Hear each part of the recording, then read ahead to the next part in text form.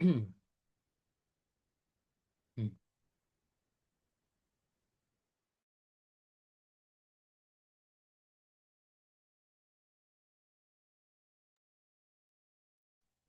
everyone. Welcome. We'll get started in just a few moments.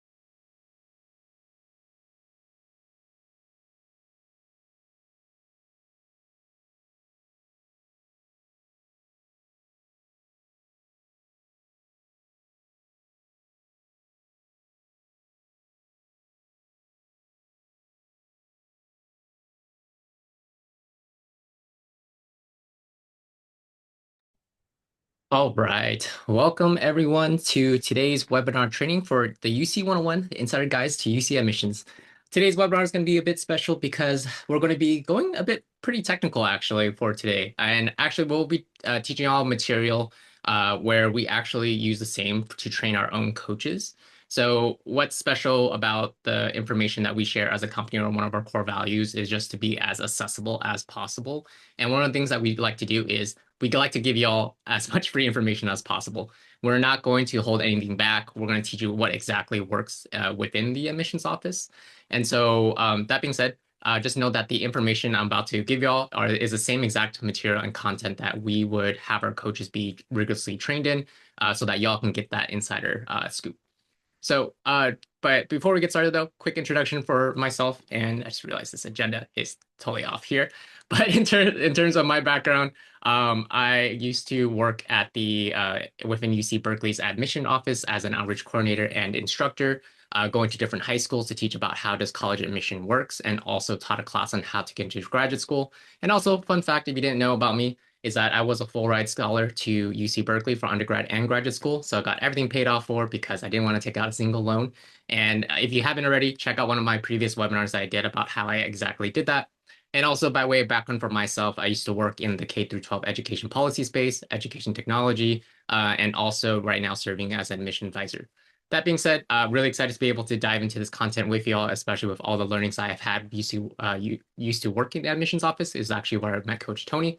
And for those who are joining us today or might be new or maybe been with us for a while, we'd love for you to just share your high school graduation year in the chat to be able to see who's in the room with us. And also throughout our entire time with us, please drop your questions in the Q&A box. We'll get to it at the very end. And of course, replay and notes will always be available within 48 hours.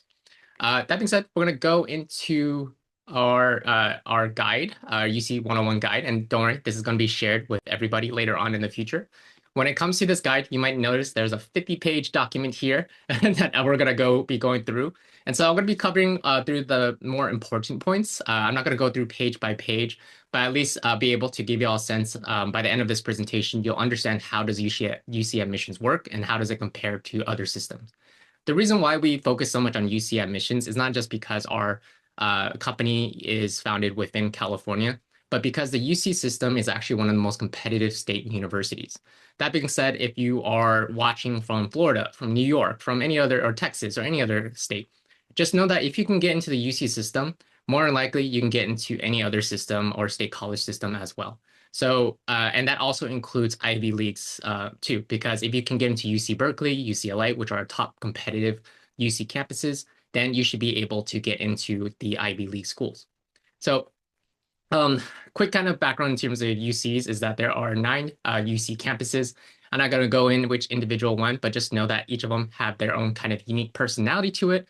Whether it's Berkeley, where you are very interested in social activism, to the beaches at Santa Barbara, or being able to experience the kind of veterinary culture, or being able to explore agriculture and veterinary science within Davis. Each of the UCs have their own very unique kind of twist to it. So something to consider is that when you are applying, don't just apply to, Berkeley or UCLA just because of the name or such, right? Really get to know the campuses because each of them do have a very unique campus lifestyle. One of the things that we always stress, the importance of understanding which one is good for you. Just go out to the campus, be able to explore it because you never know what the campus lifestyle might actually fit better for you, because each of the campuses offer a very unique taste to it. And so that being said, you can feel free to read within the UC guide about what each of the campuses do offer.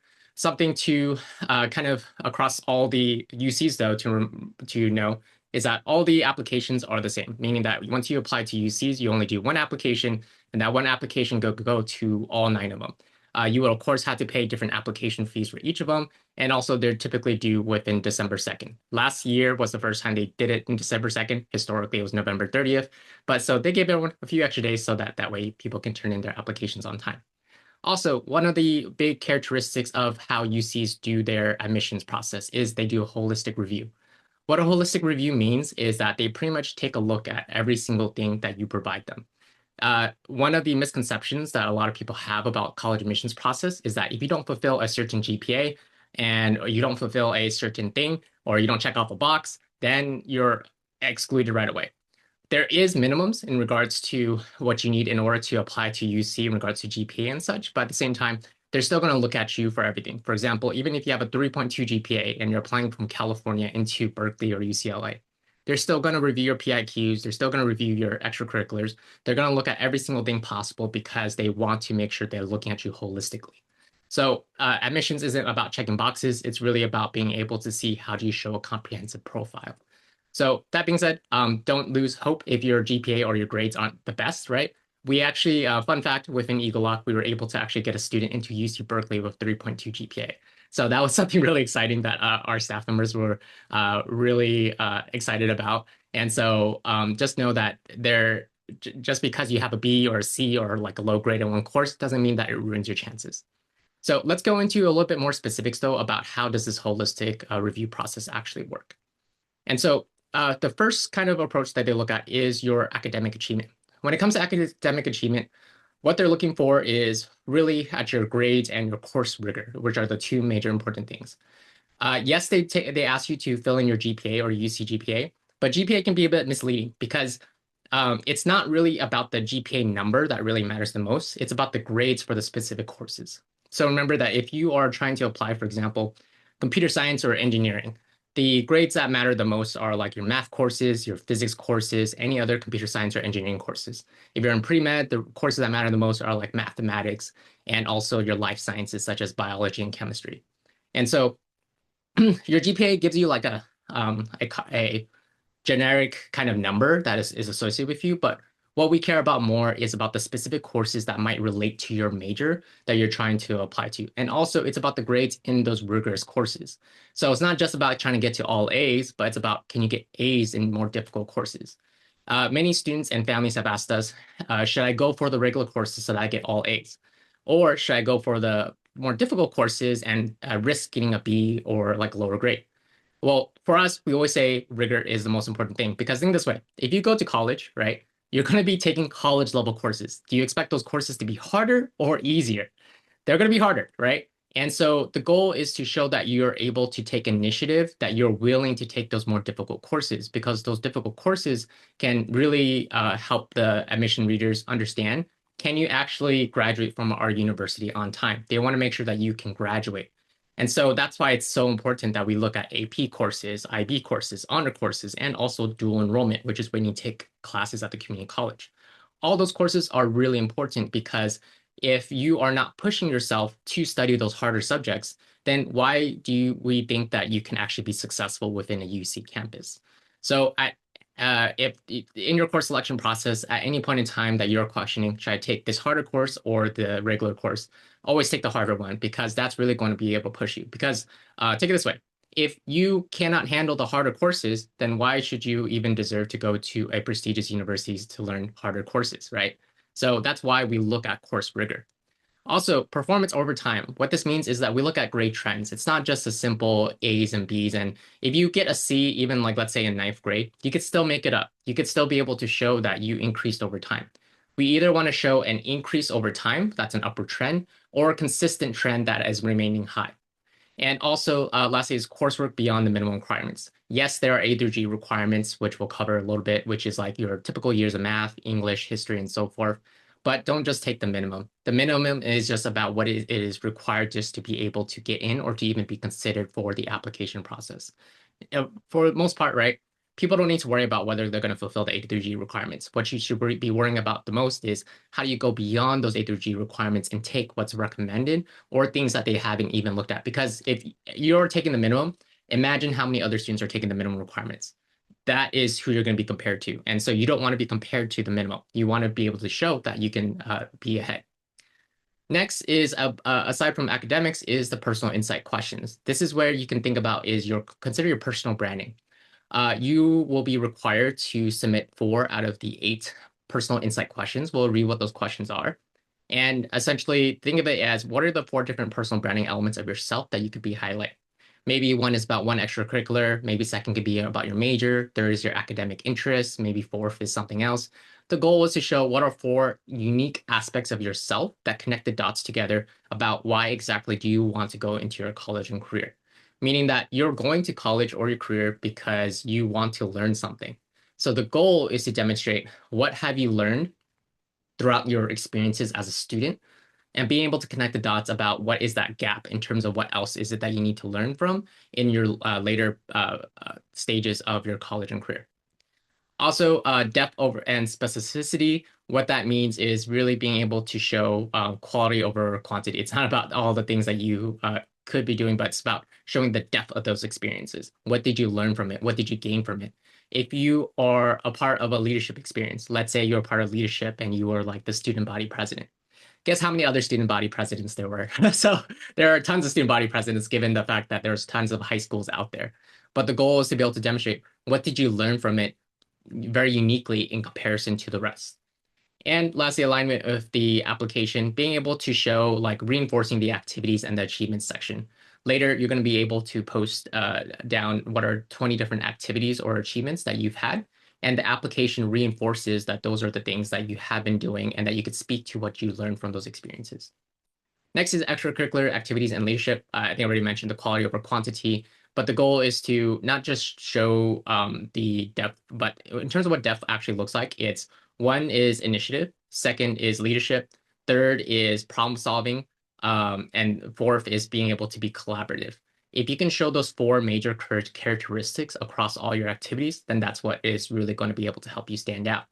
In many cases, a lot of students are really involved, but they might not necessarily be down to take any leadership positions or take roles. And you don't have to show leadership positions through your clubs or anything of that sort, but showing leadership initiative through your community even as well.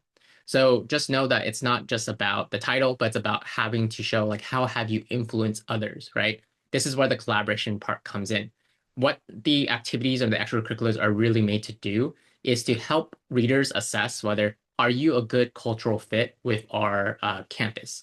And to be able to tell that, they look at your activities to gauge like, will you actually add to our lifestyle on our campus? Because if you're not, then like, and you're just going to be studying all day, you're not going to be doing anything besides just studying, then that's not really a campus lifestyle then that people would want to have for their school. People want people, the readers want people to be involved as much as possible to better the community. Next is awards and accomplishments or achievements. The goal is to show that, how were you able to stand out? What the awards really show is that it shows your dedication towards perfecting your craft. If you are the #1 swimmer of your organization or the #1 whatever for your particular club or sport, the goal is to show that you have this strong dedication and commitment to excellence. And that's what that displays. So anything that you have awards for that you can be able to show, those are always great things to add. And the Special Talents Achievement Awards are all very much similar here. The goal is to just think about like what are the things that can help you stand out, or what are the things that you've been able to show that you worked hard for. And of course, always tie it to what did you learn from the experience about what is it that you want to do later on in the future. Of course, many people who are doing sports, it's possible that you're not necessarily going to be a professional athlete in the future where you're going to be playing major league sports. I mean, if you want to, then cool, by all means, you should definitely do that. But what I mean by that is maybe there's something that you learned, such as like collaborating with your team or being able to think about discipline. What did you gain from that experience that has taught you about who you are today, and how would that benefit the UC campus in the long term? Also, contextual factors and life circumstances. The UC admissions does consider things such as the socioeconomic background, personal hardship, or educational opportunities that you were offered.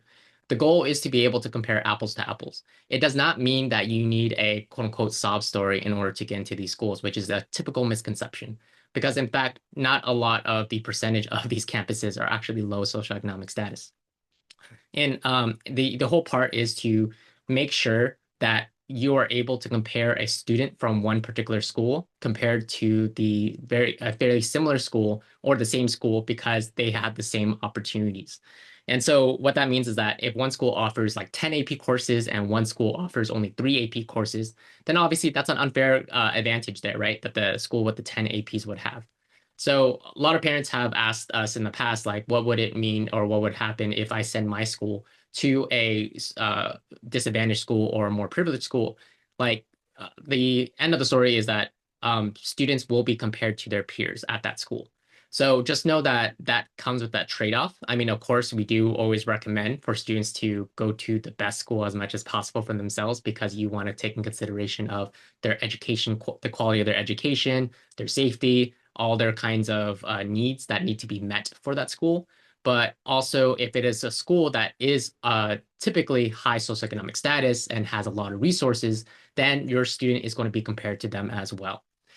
And so that's why we take in consideration of that background, is because we want to make sure that it's a fair comparison and that we're not just selecting the cream of the crop per se. Next is the contribution to campus diversity and community, which is being able to show like what is your unique perspective in being able to represent a particular background or to support a particular issue.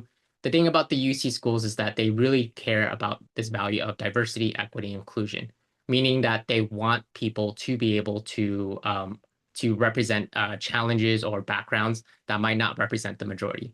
They, of course, for those who don't know, the UC admissions, they do not actually take in consideration of your actual demographic background, meaning that anytime that there's race or ethnicity ever identified within the personal insight questions, that's actually erased out. So it would be like imagine you're reading a personal statement and anything that says like Asian, Black, White, Hispanic, those are all blacked out. And so they're not taken consideration. And also the names of the applications will be blacked out as well to avoid any implicit bias. So how do they actually take in consideration of diversity, equity, and inclusion? It's based off your impact. It's based off your action. What have you done to actually further this particular background or this particular community? And of course, like if you say that you are part of an Asian student union or some type of student union that is related to some type of demographic, that is also considered blacked out as well. So in ways, right, they can't do any favoritism or any kind of additional bias towards any particular ethnic group per se. But what they do value, though, is being able to show that are you an advocate for any particular cause or any kind of issue. So this doesn't necessarily have to relate to one particular background, but it can relate to a particular issue. Think of it that way. So less about like, do you need to be a advocate or representative of like a particular marginalized community, but more so, are you able to show that you care about a particular issue that matters to you? Next is major preparation. This is particularly stronger for or more important for transfer students because when you're a transfer student, you apply directly into a major. You can't go in as undeclared. And so one of the goals is to show like how have you taken initiative to learn more about your field. If you want to study engineering, how do you know that you actually want to do engineering? Okay, you should be able to demonstrate within your activities or the things that you've been doing have been leading up to this point. So the major preparation is really important because you want to go in with a major in mind. a lot of students and families have asked us, like, what if, like, is it better to go in as undeclared? That could be strategic, but for the most part, we do recommend that students do try to find a major that is most aligned to them, just because there is a lot of students that do go in as undeclared. And so the goal is to show that you are purposeful in your application, that you want to learn this particular field because your experience has led you to this point. When you go into the UC applications, you do not want to feel like a lost soul. You don't want to be like, I'm not sure what I want to do with my life. I have no clue. I hope that the UCs will be able to give me that idea. Like, you should be doing that exploration yourself already ahead of time so that you can come in very laser focused saying that I really want to learn X, Y, and Z because through my discovery doing A, B, and C, I know that this is my gap of knowledge that I want to gain. This does not mean that you have to stick with your major though. So just like it's almost 80% of students will tend to change their major at least once within their four-year university. That is expected. But the goal is to at least come in with some idea, all right? And then you can always change your major when you're inside. Ideally, you want to apply into the same pathway. Within egelloC, we emphasize pathway over major. Pathway meaning that what is like kind of the overall grouping of majors that align to each other. For example, mechanical engineering, nuclear engineering, any type of engineering is very similar to each other, meaning that that is the pathway. Engineering and computer science is a pathway. The major could be anything. And so when it comes to admissions, they don't admit based off major at times. A majority of times they don't admit by major. They usually admit by pathway. So that being said, just think about the pathway that you want to apply to and show that you're taking initiative to learn more about that field. So if you're interested in mechanical engineering, doesn't mean that all your activities need to be related to mechanical engineering. It could just be related to engineering generically, just speaking, because it's not like everybody has access to those experiences. Next is test scores. Test scores, UC campuses are actually test blind, meaning that they do not actually consider SAT or ACT scores. But however, out of state and international students may submit those scores, which are primarily used for course placement rather than the admissions decision. So for example, like what courses are required? Will you have to take this remedial math or remedial English? Like what kind of level would you be placed in? So if you are only applying to the UC campuses and not any private schools or any other schools, it might not actually be worth your time to apply for the SATs or to study for the SATs or ACTs. So I know some parents are like, but if it's optional, does that mean that they should still do it? No, like they won't even look at it. So it's not worth your time. The focus should be more so about the application and the other academics. Letter recommendation. So before UCs used to have to require this for every single applicant, but now they only do it for augmented review. Augmented review is when you are put on the maybe list. So let's just say like during the December timeframe, you hear back from the admissions office saying like, hey, we need you to submit an additional personal statement or and also letters of rec. That is usually a good sign because that means that you're not on the no list, right? So augmented review is sometimes a good indicator. I got augmented review for Berkeley and UCLA. And as I mentioned, fun fact, I still got a full ride scholarship to UC Berkeley. So that being said, like augmented review is totally fine to have. And this is where you submit letters of recommendations that provide additional context, provide things that are different from what is it already stated in your application. The goal is not to be able to find letters of recommendations that like kind of validate what you've already written, but to provide a different perspective. And also some programs that are more competitive, such as UC Berkeley's College of Engineering, may invite students to submit them as well. Just because of how impacted they are, they might need some additional information. And lastly, the holistic root comprehensive review. That being said, it takes in consideration of everything, right? There's not one thing that's more important. Well, actually, there is kind of things.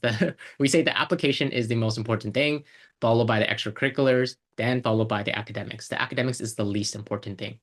Why? Why is that? Well, it's because majority of students who do apply to schools, they already have a lot of great academics.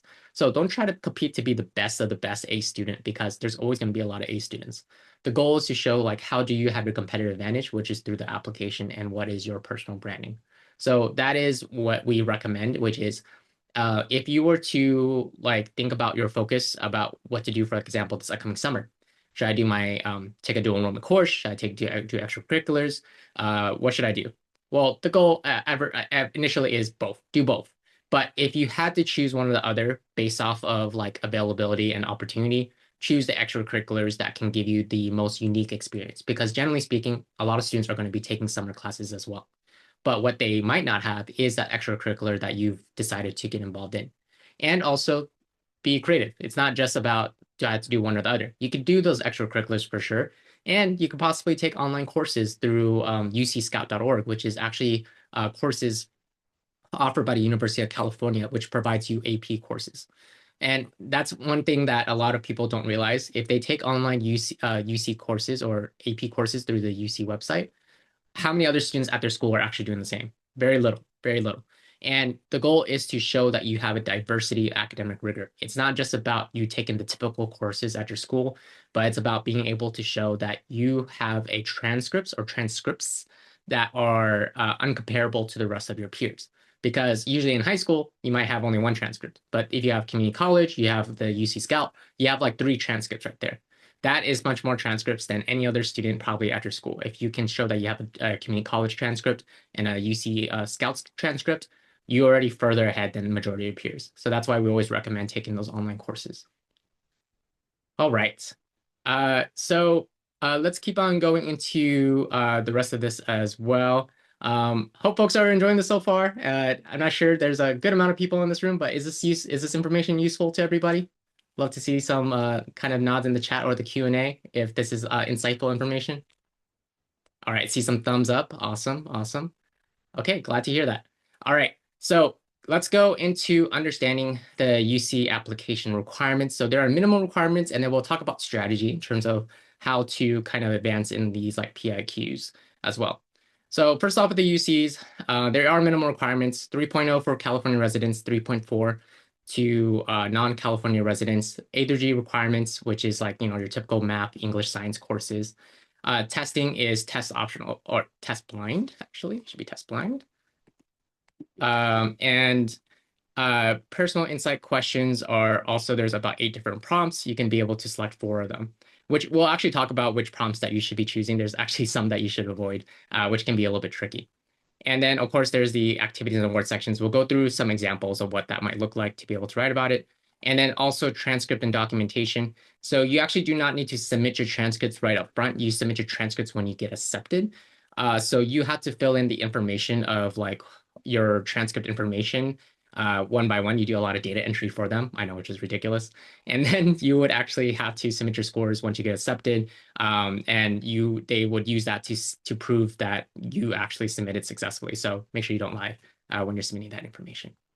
So when it comes to the UC requirements, let's start with the, this is pretty typical right here, but at least for the academics, when it comes to the particular years in history, there's 2 years, English is 4 years, math is 3 years. Whenever you see recommended, you always want to go for recommended. Is it required per se? Like there's at times where some people think they like, okay, let's say for example, your school selection doesn't have much to offer. And let's say that you had to choose between the 3rd year of your foreign language or language other than English, and also maybe an AP course that is only offered at that same time. In those cases, you will want to go for the AP courses, for example. The recommended is always something that you want to aim for or shoot for. But at the same time, there might be limitations based on your schedule. So just know that even if you get these, like if you don't have all the recommended, it's okay. You can always explain it in the additional comments why you did not take those particular courses. So for example, even for myself, like this was way back then. I'll age myself, like back then I graduated in like 2011, way back in the day. But during that time, like I had like Spanish 3 versus like taking like the 4th year of engineering. And for me, like I had to take that 4th year engineering, and then I was able to explain why I didn't have the 3 years of language other than English. And English is and for me at least, I did not enjoy Spanish whatsoever, so I tried to avoid that course. But at the very least, just know that you don't necessarily always have to go for the recommended. It's always, again, it's recommended. It's what you would want to try to aim for. And of course, for course rigor, as I mentioned, always try to take the most advanced courses, whether it's AP, IB, or honors courses. And the goal there is to show that you have high rigor within those particular or high grades in those rigorous courses. So yes, they'll ask for GPA, but it's really they're looking at the grades for those particular courses that matter to your major and also that have high rigor. Test blind blind policy, as I mentioned, they will not consider it. Personal insight questions, they are 8 questions here that you can be able to answer. Pro tip, have uh, if you're trying to prepare for the application early, create flashcards for yourself. So for example, write down all these prompts onto individual flashcards and just pull one out and just quiz yourself, quiz your child if you are a parent on this call, and just try to have more conversations about it. The more that you have a conversation about it, the easier it's going to be for you to write about it. Also, within the PIQs, we actually recommend, even on the UC website, it says that it doesn't matter which one that you choose. We ourselves, within egelloC, we say do not choose prompt 5 or prompt 8. The reason for that is usually for prompt 5, when people talk about the most significant challenges they face or how to overcome this journey, a lot of people might typically say how like they had a low grade, and they might say like, oh, they had a B in a particular course. And the thing is, a lot of students tend to over say the same type of story where they had a low grade in a particular course and they had to like address it, and it just becomes very redundant. And believe us, we've read thousands of applications, so we know what sounds redundant. And so typically number 5 is not a good choice to talk about because majority of students will say the same exact things. Also, another one is prompt number 8. Number 8 is very ambiguous. It's just being able to say, like, hey, beyond what you already shared, is there anything that helps you stand out as a strong candidate? The reason for this is because majority of candidates are not that unique, okay? Majority of students are not that there's no one that's like curing cancer per se. And I say this in a way that is just the reality. There's a lot of amazing students that apply to these schools, but in reality, is there really students that do actually stand out? Not really, right? And I know that we talk a lot about like how can you stand out? And in most cases, a lot of the way to stand out is through your insights about how can you share your emotional maturity of what did you learn from those experiences that you had so far. But at least for prompt number 8, there's not a lot of opportunity for students to be able to show that they created some type of amazing result, amazing outcome that no one else has done. So it might be very difficult to compete with prompt number 8 unless you do have something that is very, very, very unique to you that you feel like no one else has. In most cases, a lot of students are pretty similar to each other. So that's why we recommend number 7, number 6, 4, 3, 2, 1. And for those ones, again, think about what are some 4 unique personal branding elements about yourself that you could be able to highlight from there. And quick writing tips here. One thing that I forgot to add here was make sure that every single sentence has an I, me, and myself. And that's because every single sentence needs to be about you. And what I mean by that is one of the things that students typically do as the main issues, they write about the parents, they write about the communities, they write about issues that don't relate to themselves. What we want to understand is what's your interests, what's your passions, what are your aspirations. Everything needs to be about you. One of those things too about some students who are typically in the engineering field or computer science field, one of their major fallacies that they tend to do, they tend to nerd out about a particular issue or nerd out about a particular engineering kind of technical thing. And the reason why they might go into depth about like, oh my God, like all these like they talk about all these like big terms that are related to engineering or something technical, and they think that it's a way to show their like interest in there. And the thing is they're ending up trying to teach us about the subject rather than teaching us about themselves. So one thing to look out for if you're a technical student or going into a technical major, don't write about technical things, right? The goal is to teach us about you. Don't teach us about something that's unrelated to you, because I don't care about how knowledgeable you are about this particular field. Because what I care about is really what do you want to do with that information, right? So a lot of the times it's like there's a lot of students that are very smart, highly intelligent. They just don't know what to write about specifically, and that's about themselves. So that's why we say to put these onto flashcards and to just talk about it aloud, because that's just going to be able to help you be able to react to it, to write about it later on in the future, especially if you always say use the words I, me, and myself in every single response. Other things to consider too, show, don't tell, use concrete examples, be as explicit as possible. But also there's a balance here. Don't try to be too explicit where like you're just wasting words on like very specific details. The very beginning of the personal insight question, like get to the point essentially. If you can share what did you gain from this experience within like one sentence as opposed to 4 long sentences about the story or the setup, then just use that one sentence. The goal is to show the reason why they're called personal insight questions is because it's about the insights. What did you learn from these experiences? So don't waste your time trying to put things in contextualization. Try to be able to show us what did you actually learn from it all. And yeah, that's a reflection and connecting here. And the important part too is try to connect it to the values or like what you want to achieve in the future. Another tip I've told the students too is think about like past, present, future. And most students tend to forget about the future. The future meaning like how does this matter to what they want to do later on in what they want to do in the college or the career, or what is it that they can be able to provide to the UC campuses later on in the future. All right, activities and awards sections. So in this case, you have 20 activities or awards that you could be able to list out. There's different types of activities that you can mention from educational preparation program, volunteering, work experience, awards and honors, extracurricular activities. The goal, try to, diversify, try to be able to identify multiple pieces of it. Uh, don't just try to go all in about extracurriculars because you want to differentiate yourself. To differentiate yourself, you want to try to tackle all different ones. So especially with awards and honors too, a lot of things that a lot of students don't have on their list are awards and honors. And know that there are competitions that you can participate in, whether that's within your school or within like more national or geographical like locations as well. If you don't know which awards that you could be able to participate in, well, just think of it as what are you good at and what do you think you could be able to compete in. Uh, Tips for listing activities: be concise, be impactful, and prioritize the most relevant activities in this case.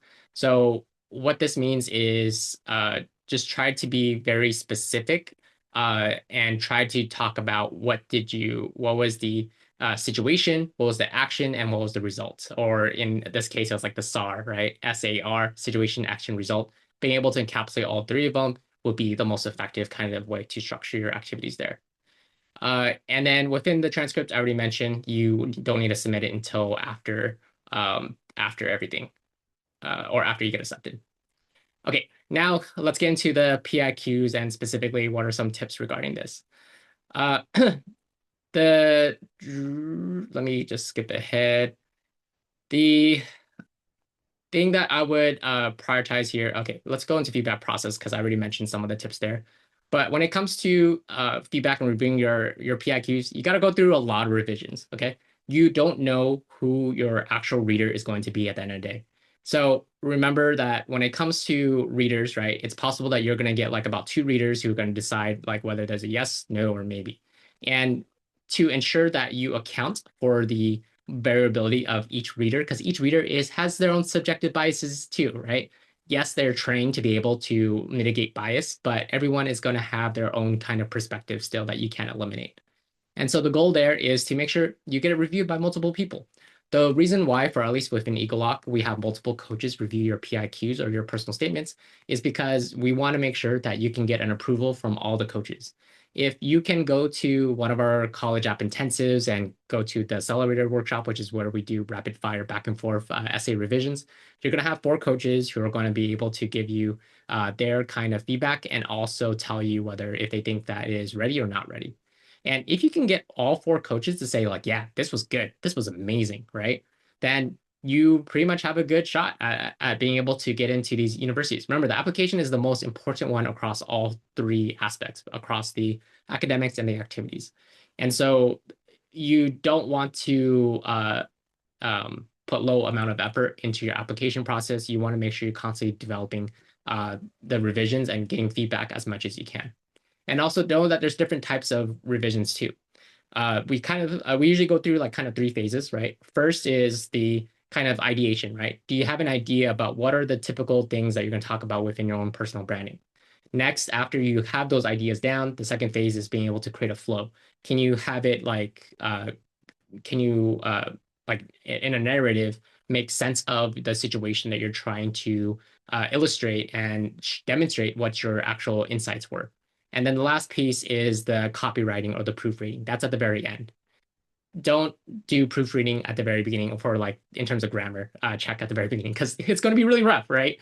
And so the goal is to prioritize focusing on the right things. If you're gonna just focus on spelling and then like sentence structure and grammar at the very beginning, you're gonna get so stuck because you're gonna get so worried about how you sound as opposed to what your actual ideas are. And so, and also remember, every single sentence needs to have an I, me, or myself. And one of the things that we tell our students and families is that uh, the second pro tip is like, don't ever ask your English teacher to review your essays because they're just going to be reviewing for your grammar, spelling, and punctuation the most as opposed to everything else.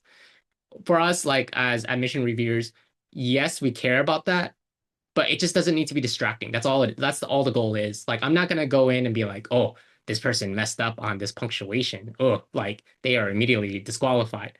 No, like we just need it to be readable or legible to the point where it just your grammar or your diction isn't like distracting from the rest of the story. So let just know that people are forgiving in terms of being able to see that there is some punctuation issues or something. Not to say that's not important. You should always like correct at the very end. But I'm just saying, like, don't focus on, like, make sure you're focusing on the right things. Focus on the content and the actual quality of the insights that you're able to demonstrate. So here's some examples that I promise that we'll be able to give you all some more concrete ideas. So this is like a snippet of like, an activity or a PIQ, which is, of course, a very smaller version, where the prompt was describe a leadership experience where you have positively influenced others, help resolve disputes, or contribute to group efforts over time.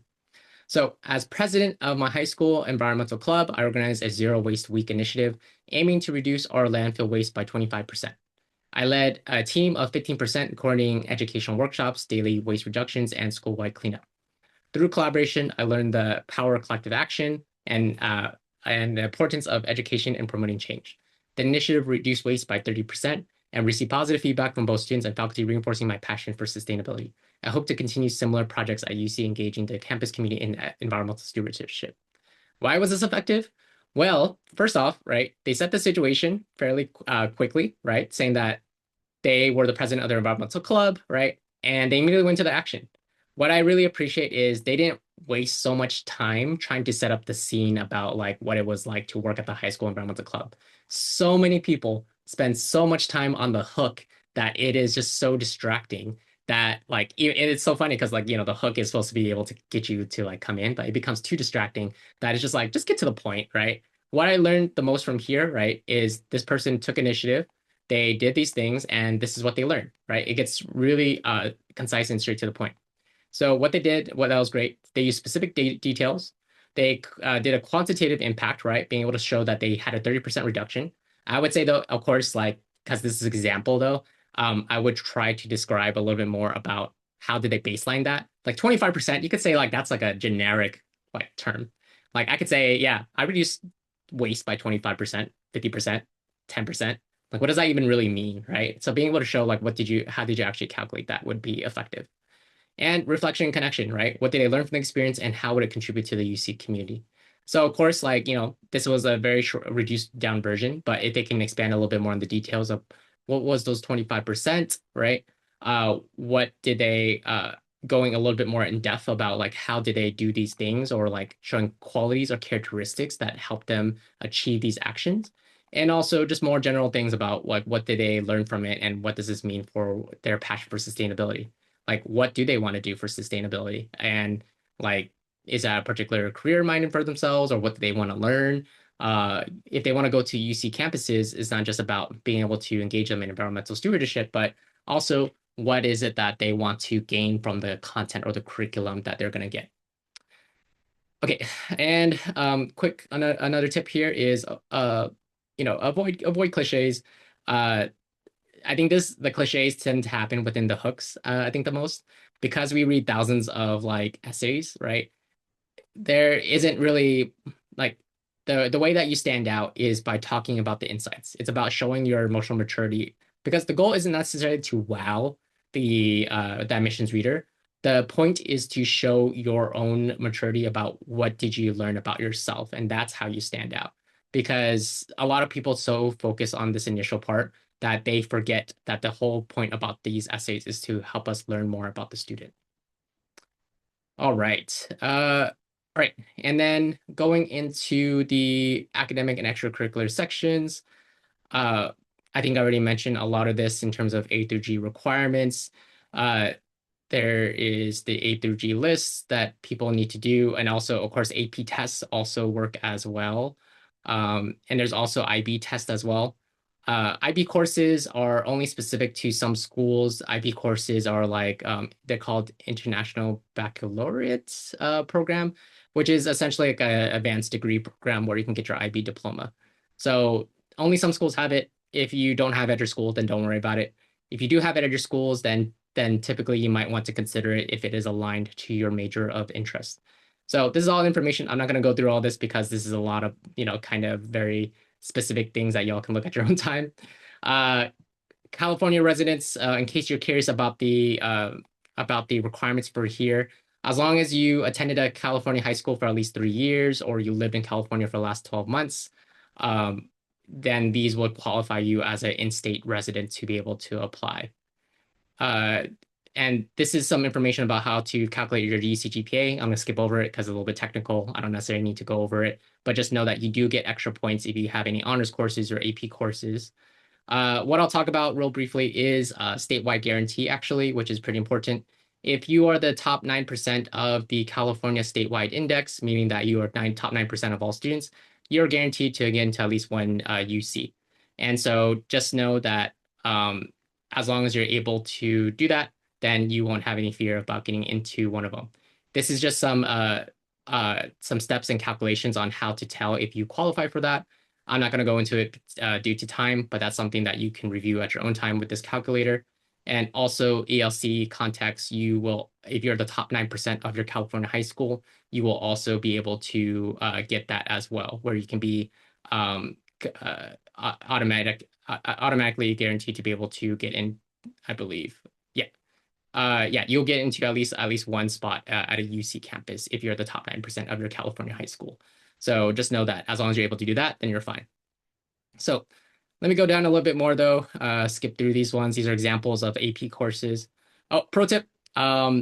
So when it comes to the AP courses that are offered at your school, right?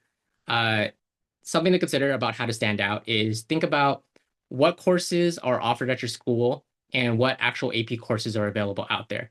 So one thing that you could be able to look at is like go onto ucscout.org and be able to like gauge like what AP courses are available there, what's not offered at my school, and then take the delta.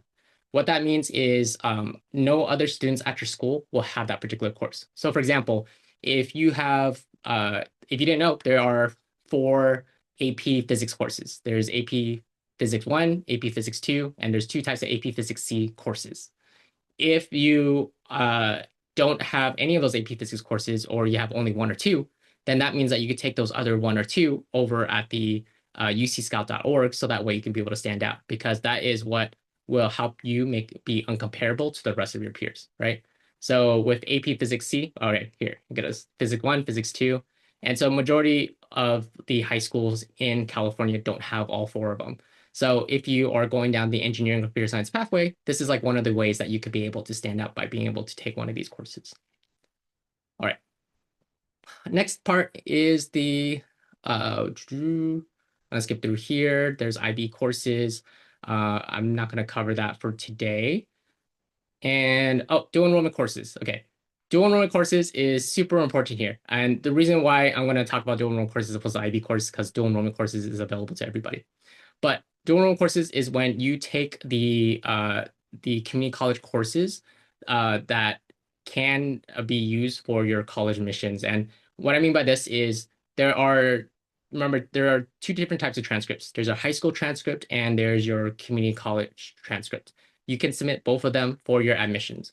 You do not need your community college transcripts or your classes to be on your high school transcript. So one of the things that I always hear from parents saying like, oh, I can't get this our school to approve of this dual enrollment course.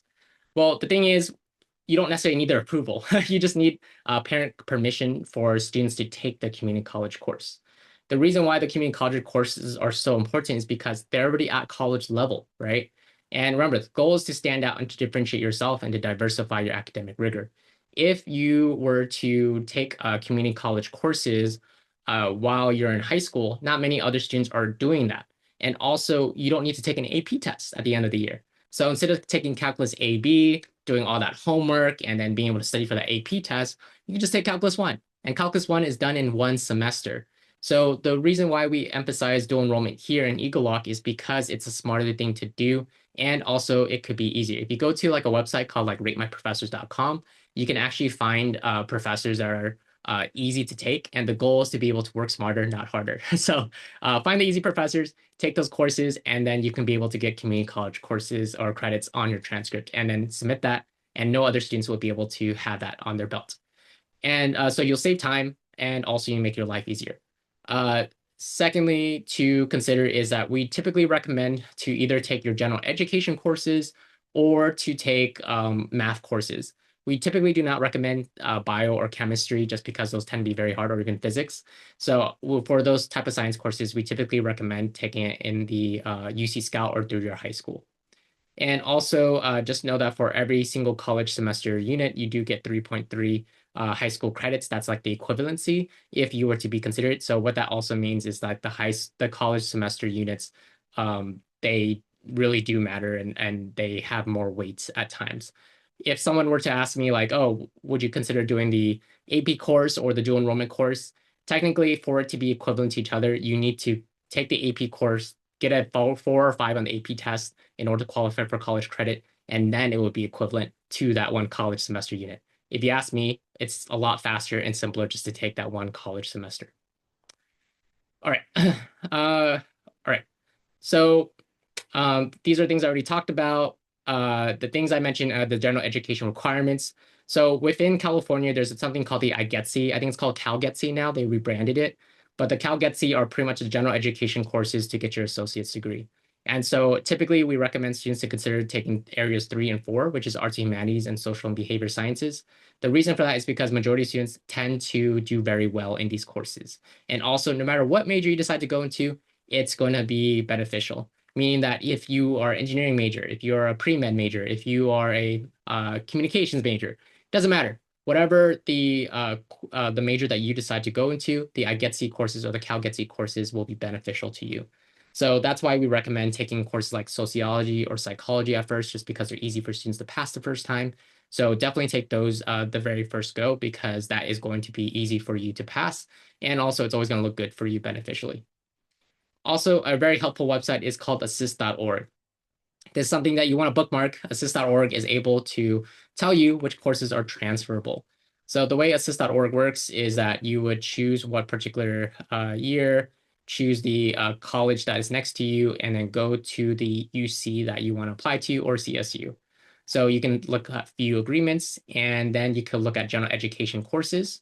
These are the egelloC courses that are offered from the city of San Francisco that work for Berkeley. If you want to go into major, you can look at the specific courses that would be transferable for those major requirements.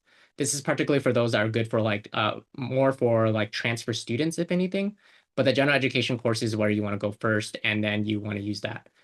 If you're already advanced and you're already done majority of these things, then go into major, and then you can look up that specific major that you care about. That's how you're going to be able to stand out. Take the courses that matter the most to that major, and also your general education courses. And also how dual enrollments could land you a $60,000 scholarship.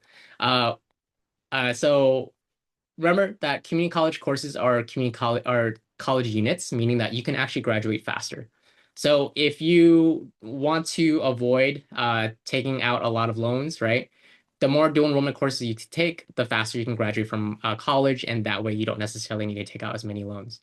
So something as a lever to use is to consider trying to take these courses, so that way you can reduce the amount of debt that you would have to take for yourself. Grade trends I already talked about in terms of what is it that we're looking for. For any dips or any issues with your grades, you're going to need to explain it within your additional comments. And so you just need to make sure that you demonstrate what did you learn from it. The biggest thing that is a pet peeve, especially as admissions readers, is that you don't want to blame the teacher. You don't want to blame other circumstances, because the thing is, it's likely other students were still able to get an A in that class, even though they've experienced similar circumstances. So the goal is not to blame your environmental circumstances. The goal is to think about how did you grow from that particular experience. So just be very careful in terms of how you explain it, because I think a lot of students tend to mess up on this where they blame the teacher for saying that they're too hard. When in reality, I'm sure students got A's in that class, right? Maybe a few, but at the same time, they still got A's in that class somehow. But you didn't. So what did you do that you didn't do? All right. Okay, if I have not high of rigor and low grades, but I want to attend top schools, so either something to consider. Okay, I won't go through this actually, but the whole point is like if you don't have high rigor and you have lower grades and you still want to attend like UCLA or Berkeley, it's likely that you're not going to thrive in that particular campus. So something to remind yourself is that when you're choosing the courses, you want to go to a top tier place, you got to take those hard courses, right? If you are a student that wants to go to these top schools, you have to challenge yourself and you have to get good grades. That's really what's going to be able to get you into those places. Other things I think already mentioned when it comes to the course rigor, we already talked about what is it that you can do for there. Extracurriculars, as we mentioned already before, focus on leadership roles, think about community service. Realizing I'm low on time, so I'm just fast forwarding right here to make sure there's nothing else. All right. Okay, and maybe some other quick things as well to consider. Key timelines and deadlines. December 2nd is the last day to be able to apply, making sure that you get it in. In March 2nd is when you start filling in your financial aid for a free application for federal student aid, which is called FAFSA. That's where you'll be able to try to see if you qualify for any grants or any loans. And then you also have to, and during March time is when you usually get notified about your admission acceptances. And then by May 1st, you have to submit your statement of intent to register, or SIR. From there, after you submit your statement of intent to register, each campus will have their own housing applications, decide if you want to join for the dorms. For transfer students, they open on August 1st and they're due on December 2nd as well.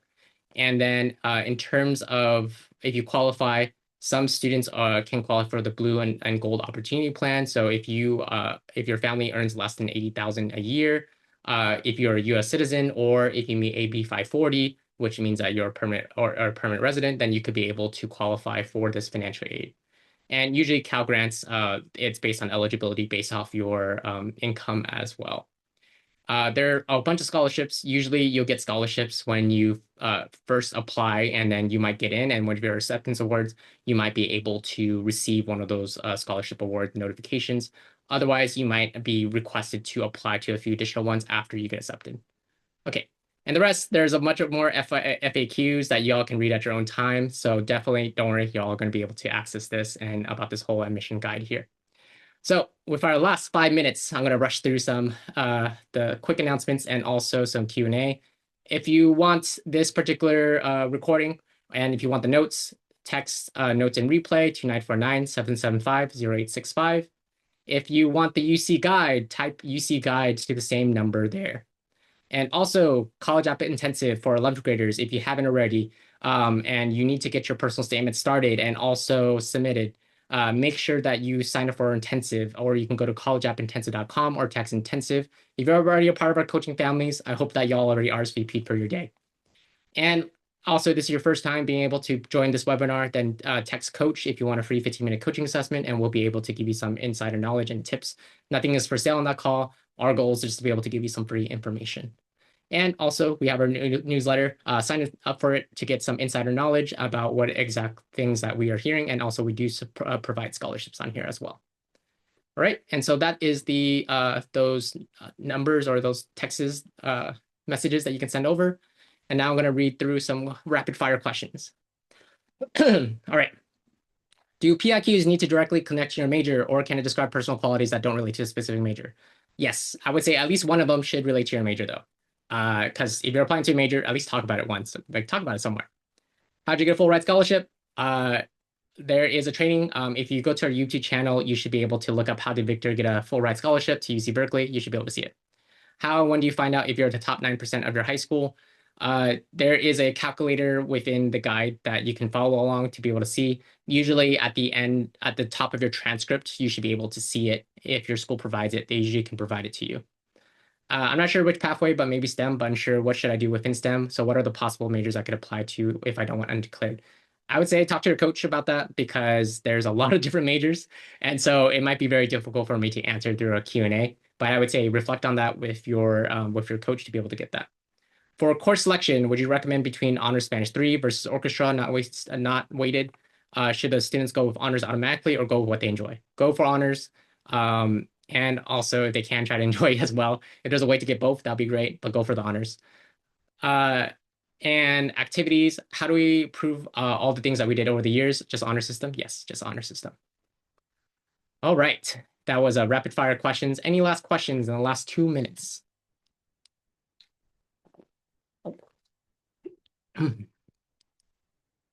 Woo-wee. Okay. Wow, I'm surprised I can talk for 58 minutes straight like that. All right. Well, I hope you all enjoyed this training. Glad to see that a lot of people joined. And remember to text these words if you want any of the information that I provided. And talk to your coach if you need any follow-up questions. And remember my office hours on Thursdays, 4 to 5 p.m. if you wanted to check in with me and talk more. All right, everyone. Have a good rest of the night and take care.